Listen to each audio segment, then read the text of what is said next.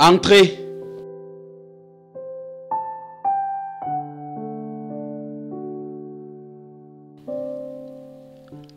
Homme de Dieu. Hello guys, my name is Yvette Nanga. I'm an actress, a filmmaker and a producer. But for this special occasion, I speak only in French. Donc je m'appelle Yvette Nanga, je suis actrice, productrice et réalisatrice. Je suis également scénariste, mais je préfère très souvent me concentrer uniquement sur la réalisation et la production des films. C'est un réel plaisir pour moi d'être invitée sur le plateau de Actus Ciné. Comment en êtes-vous venue à aimer le métier de réalisatrice dans le cinéma? Le cinéma pour moi c'est une passion depuis l'enfance. J'étais très petite à l'époque quand j'ai commencé à consommer les films de Bollywood. J'ai été fortement influencée par ces films-là dans mon enfance parce que papa achetait les DVD et mon grand frère également achetait des DVD de films hindous, on regardait et puis ces femmes-là m'inspiraient, elles me plaisaient. D'ailleurs, même j'ai eu le privilège de pouvoir dialoguer un jour avec Amir Khan, que je considère souvent comme mon idole en termes de réalisateur. Et au fur et à mesure, quand je regardais ces films-là, ça m'inspirait. Je voulais être comme ces Indiennes qui tournaient ces films. Je voulais les ressembler. Et en dehors de ça, j'avais cette capacité-là à paraître. Ça m'arrivait très souvent de changer un peu qui je suis, essayer de me mettre dans la peau d'une autre personne. Donc, cet art de paraître me plaisait bien. Et puis, à un moment donné, je me suis dit pourquoi pas.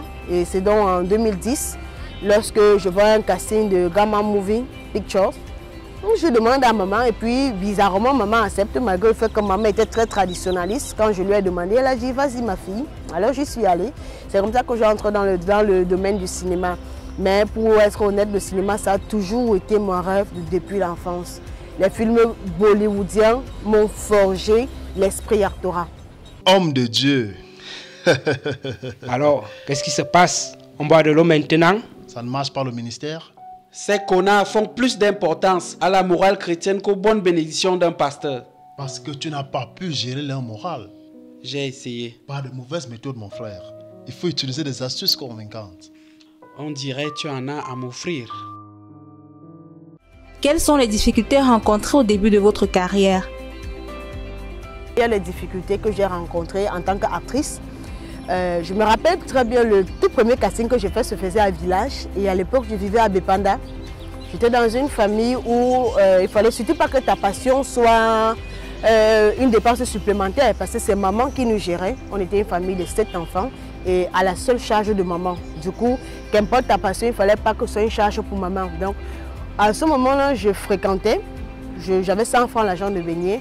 Et il fallait que j'aille à Village pour faire les répétitions le mardi et le jeudi. Donc ce que je faisais, c'était quoi? Les répétitions commençaient à 18 h. Quand je rentrais du travail à 15 h, je me mettais en route, je commençais à marcher. J'allais jusqu'à Ndokoti où je prenais la moto jusqu'à Village. À l'époque, je prenais 100 francs, me laissais à F Village et puis je rentrais.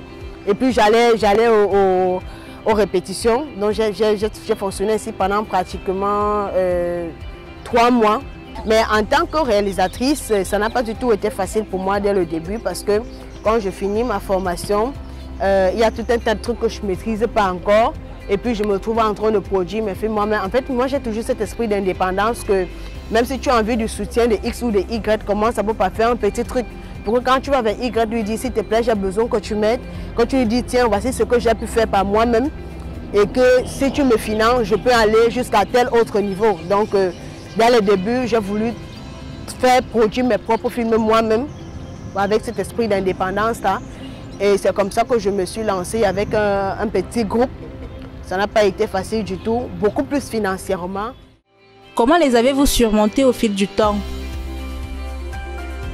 Je pense que mon esprit d'indépendance a joué pour beaucoup dans la résolution de mes difficultés que j'ai rencontrées.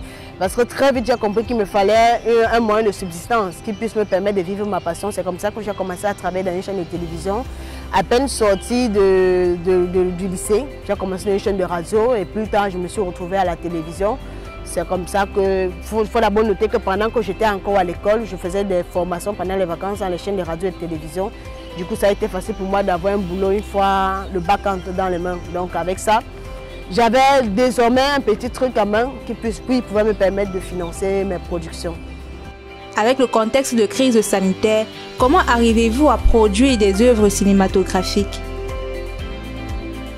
Il faut noter déjà que pendant la crise sanitaire, je n'ai fait aucun tournage. Parce qu'il y avait les mesures de restriction, les mesures barrées, tout ce qui va avec. C'était vraiment pas propice à un tournage. Donc pendant toute cette période, je n'ai fait aucun tournage. Et c'est vrai que la crise sanitaire est venue avec ses difficultés financières aussi. Mais par la grâce de Dieu, je prends toujours la peine de programmer mes tournages 1 an, voire parfois 1 an et demi avant, sur le plan financier, parce que l'argent se donnait de guerre un peu partout. Et quand tu planifies bien, tu t'en sors, même s'il y a toujours les imprévus de dernière minute, mais quand tu planifies bien, tu réussis à t'en sortir. C'est pas facile du tout, ouais. On tourne avec le strict minimum vraiment. Tu penses qu'on doit notre richesse à quoi? Ne réfléchis pas comment faire, tu risques d'épuiser ta mémoire. C'est une FRACRI, une organisation d'aide mutuelle. Ça fonctionne comment? On t'aide à avoir et à diriger un grand ministère. Et toi, bon, tu fournis juste quelques efforts personnels. Quel genre? Le genre qui donne beaucoup d'argent. Très simple. Il y aura beaucoup de surprises. Mais en fin de compte, le succès. Vraiment? Ne réfléchis pas trop. C'est très cool. Tu verras.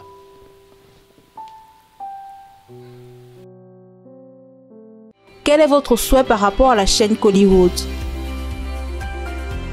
La chaîne Kollywood, je crois qu'on a tout pour faire de cette chaîne. Je vais un peu citer un concurrent étranger, le A+ africain, le A+ camerounais.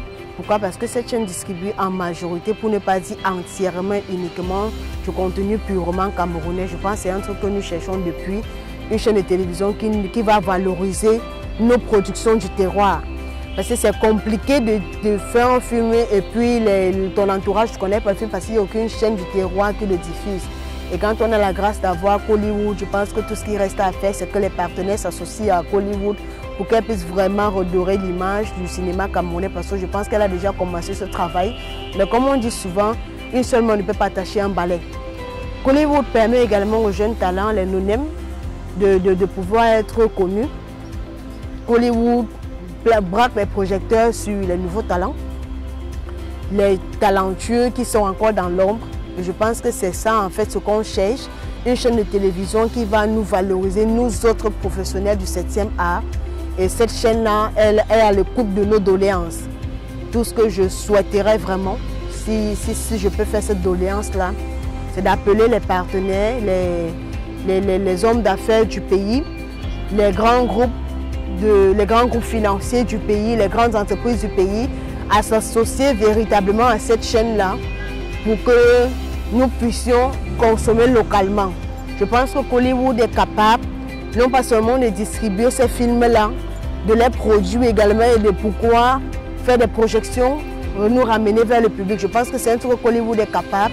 Et quand nous voyons sa ligne éditoriale, quand nous voyons ce qu'elle commence déjà à faire, on se dit qu'elle peut faire plus que ça. Donc, si les partenaires peuvent permettre à Kollywood de véritablement promouvoir ce secteur, nous en serons vraiment fiers. Parce que nous autres producteurs, ce qu'on attend, c'est qu'on achète nos productions et qu'on les fasse connaître au public local. Si on n'achète pas nos productions, nous, on ne pourra plus produire. Moi, par exemple, ça fait 2 mois que j'ai cessé de travailler. Je vis pleinement du cinéma. Ce que j'ai, si j'investis dans un film et que Kollywood n'achète pas pour le distribuer, ce sera compliqué. Et pour que Kollywood achète, la chaîne a besoin des partenaires. Quel conseil pouvez-vous donner à toute personne qui aimerait faire carrière dans ce métier? De prime abord, j'aimerais dire aux jeunes filles d'aujourd'hui, c'est bien beau de regarder les gens et de les admirer. Mais vous ne saviez pas les énormes sacrifices qu'ils font. Si quelqu'un me regarde et qu'il a envie d'être comme moi, parce que moi, ce que je veux dire, c'est que mon premier court-métrage a été en sélection officielle au Festival Coman. Mon premier long-métrage en sélection officielle au Festival international du film panafricain de France. Et mon second, actuellement, qui vient de sortir, est déjà dans un festival. C'est beaucoup de travail. Je dors à 3 h du matin. Et je me réveille parfois à 8 h, 9 h. Je travaille énormément, je fais beaucoup de recherches. Si tu n'es pas prête à faire ce genre de sacrifice, tu ne peux pas t'en sortir. Donc s'il y a quelque chose que je peux recommander à une fille, c'est de mettre la croix sur ses désirs personnels, mettre la croix sur ses loisirs personnels et de se concentrer, se jeter corps et âme dans le travail. Si tu veux véritablement réussir, quelqu'un m'a dit toujours, oh, tu es la plus jeune réalisatrice du cinéma au Cameroun. Moi, je l'ai regardé, je lui ai dit, c'est le résultat de beaucoup de sacrifices. Si tu te sacrifies, donne-toi corps et âme au travail. Que ta passion, moi ma devise c'est viser ou est un devoir. Travailler Dieu est un plaisir, réussir est une passion. Voilà ma devise. Si tu adoptes cette devise, tu vas t'en sortir. Tu seras tenté, mais ne cède jamais. Ne laisse pas le diable avoir un tout petit centimètre de ta vie. Rassure-toi que toujours tu sois en conformité avec la parole de Dieu. Enfin, pose-toi toujours cette petite question qui est mon maître. Dieu ou le diable? Et quand bien même tu auras péché, ne t'apitoie pas sur ton sort. Va vers ton Dieu et dis-lui, Père, j'ai péché contre toi. Et repens-toi de ton péché. Laisse-toi transformer par ton Dieu.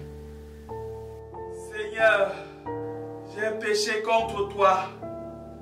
Que faire? Quel est votre mot de fin? J'encourage toutes les femmes véritablement à se lancer, à se donner corps et âme, à travailler pour leur passion. On a traversé le siècle où les hommes, c'était les hommes qui géraient tout. Ma maison de production, par exemple, c'est Black Lion Studio. Lion, pourquoi? Parce que le lion, on sait de fils que le lion, ça craignait jaunâtre, qui se rapproche au blanc. Mais quand je parle de Black Lion, pourquoi? Parce que je me dis, ça c'est l'heure où le noir doit briller. Quand je parle de noir, c'est noir avec grande tache, mais je fais beaucoup plus référence à la femme. Aujourd'hui, c'est la femme qui gouverne, c'est la femme qui dirige. Mes sœurs, mettez-vous au travail. Vous êtes toutes des lionnes, vous êtes toutes des lionnes noires. Rougissez. Il faudrait que l'Afrique entende notre voix. Ça, c'est l'heure où l'Afrique doit briller. C'est l'heure où l'Afrique doit dire on est présent. Et c'est parce qu'on est présent, on existe. Moi, je dis l'Europe est rouillée, l'Amérique est rouillée. Regardez le film, ils traitent les mêmes thèmes par jour. Alors qu'on n'a même pas recommencé à explorer les différents thèmes qu'on peut aborder dans le cinéma en Afrique. Je compte sur vous. Toutes les warriors, on est les lions.